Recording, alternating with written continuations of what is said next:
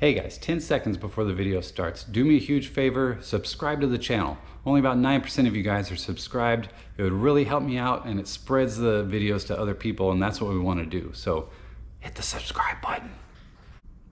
Hello everybody, welcome back to the channel. This is Grassroots NASCAR Racing and my name is Scott. Today I want to talk to you about something pretty important, and it's something that bites us collectors every now and then, and we usually learn from it and hope not to make the same mistake again, but occasionally it does happen. But I want to make this video today to try and help you guys from making the mistake, help you guys from losing money. So what I'm going to talk about today is buying something without doing your research on it first, and getting something that you way overpaid for. It happens. And I'm going to show you a piece outside that I bought that I did that, and show you my mistake. But a few things to look for. So today I'm talking about sheet metal. What to look for.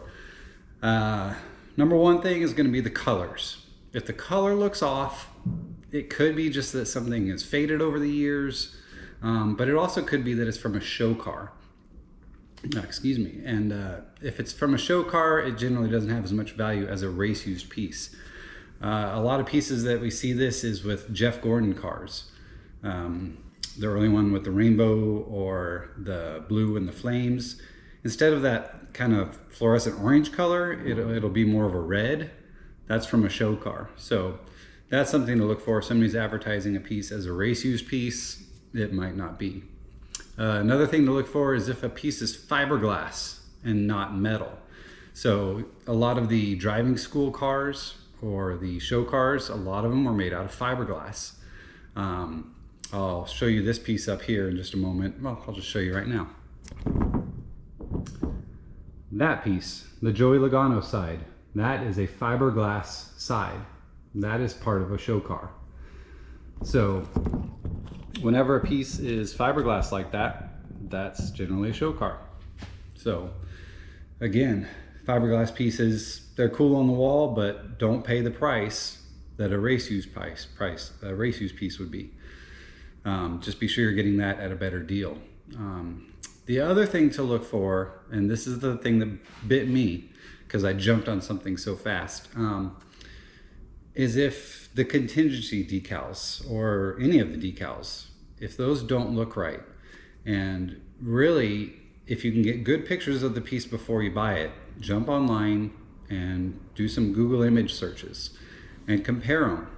A lot of times if it's a show car piece, the contingency decals might be from the next year or the year after that, or something that they just put on the car to make it look kind of correct.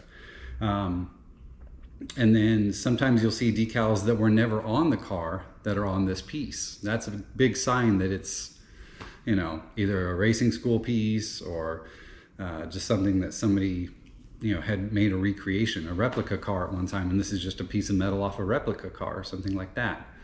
So you really want to dig in and do a little research, especially if it's a high dollar piece. Now, I hate to even admit this because it cost me, and it really, really sucks, but I did that. I saw an ad come up for a piece in Florida, and I was already headed out that way anyway to pick up a car, the one that the camera's sitting on, the Kyle Petty Coors Light car. And I just jumped on this piece because it was a good price for what it was, or what I thought it was, but it was, you know, it was a good price and I didn't want to lose it. So I just sent a message instantly and said, I'll take it. And it didn't have the best pictures, but I thought I knew what it was. So when I got there, it was still kind of packaged up in some cardboard and stuff, and I just tossed it in the truck and took it home. I didn't even look at it at the time. Paid her and took off because I was in kind of a rush. But so let me take you outside and I'll show you that piece. All right, so here's the piece I'm talking about. It looks really, really cool, but it's not right, unfortunately. So the thing, when I first bought it, I could really see, you know, about like that, and I saw the damage, you know. So you think the damage like that, well, that's a race used piece. So that made me a little more confident that it was legit. You know, I didn't do the research to find out maybe what race it was from, but that made me more confident. But then once I got it home and laid it out like this, I was like, something's not right. And it was the contingency decals. Something looked wrong. There's like too many, they're too spaced out. So I started doing image searches on Google, and come to find out, this contingency package was from the next year. So you can tell with these decals and these decals, you know, 1 year like that was in the back and that was up here. So you can kind of get an exact year of what this one is. I can't remember now. This was like, man, this was almost a year ago or something when I got this, but is like one specific year that this was up here. And then the contingency decals up here should have only been like this tall. And then these are actually from the next year, like the McDonald's and Powerade one, that was from the next year. It didn't exist that the year that this side should have been from.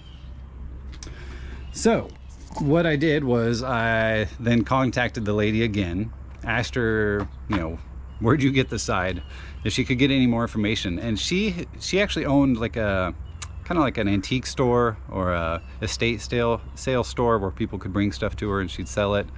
And this was something that a gentleman had brought in along with a couple of other pieces. So she contacted him and told him that I had some concerns, and she got the real story. So what the story is that she got from this guy, there was a gentleman who bought an old show car from DEI. He took it home, fixed it up, kind of turned it into a little bit of a vintage racer, a play toy of his. He was out on the track and he wrecked it. And when it got repaired, this is the side that came off of that car. So it's possibly actual DEI metal, DEI decals. Who knows, maybe Junior drove the car at one time, but it's not Junior that wrecked it. So, and that's why those decals are wrong. So you live and learn. That's a pricey lesson to learn. If that were real, if that was a full side, you know, that, golly, you know, $4,000 side or something like that. But as it sits, nope. It's still cool. It's still a neat wall hanger if you don't have the money to buy the real one, but you want something on the wall that looks pretty legit. And you know, most people aren't going to tell. Most people won't know that that's wrong. Only the diehards, you know, that pay attention to every little detail. Those are the ones that are going to know something's up. But if you're just looking for a good placeholder, that would be one. And speaking of, I kind of want to get rid of this. So if you're interested in this, comment down below or shoot me an email. The email's in the comment section or the description below, and we'll work something out. And I can probably ship it. Shipping on stuff has gotten so expensive, it's ridiculous. So be aware that it'll cost a little bit, but it'd be a cool piece just to have on the wall, you know. But so if you're interested, let me know. But that's the lesson for today. Always do your research, always search images, be sure you're buying a legit piece before you spend your hard-earned money, because I am going to take a decent loss on this, unfortunately. But it's a lesson that I learned, and I hope that you learned something from this today. And happy collecting. Take care.